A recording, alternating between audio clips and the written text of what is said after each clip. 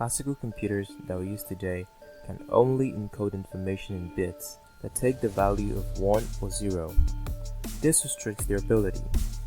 Quantum computing, on the other hand, uses quantum bits or qubits. It harnesses the unique ability of subatomic particles that allows them to exist in more than one state, that is, a 1 and a 0 at the same time.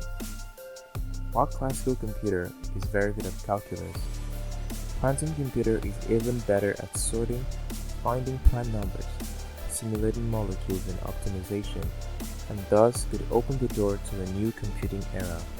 Classical computing is based on the classical phenomenon of electrical circuits being on a single state at a given time, either on or off, while quantum computing is based on the phenomenon of quantum mechanics, such as superimposition and entanglement, the phenomenon where it is possible to be in more than one state at a given time.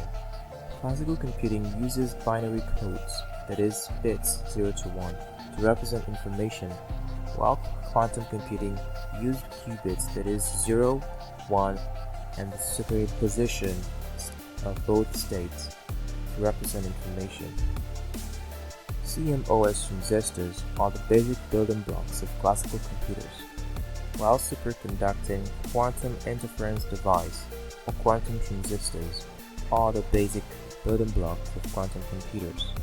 In classical computers, data processing is done in central processing units, which consist of the arithmetic logic units, processor register, and the control units, while in quantum computers, data processing is done in quantum processing units, which consist of a number of interconnected qubits.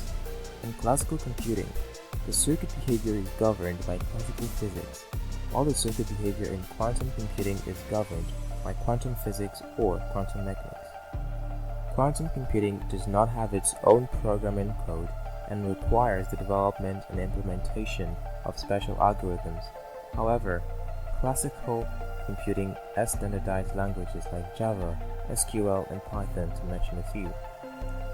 Quantum computers are not intended for widespread everyday use, unlike PCs.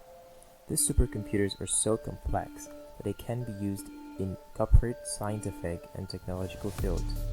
Quantum computers have a simple architecture than classical computers and have no memory or processor. The equipment consists solely of a set of qubits that makes it run. In summary, quantum and classical computing are two parallel worlds with some similarities and many differences, such as the use of qubits rather than bits. Although quantum computers would provide the computing power required to solve problems that are currently intractable for classical computers, at least in a time frame that's practical, its intent is to be a different tool to solve different problems, not to replace classical computers.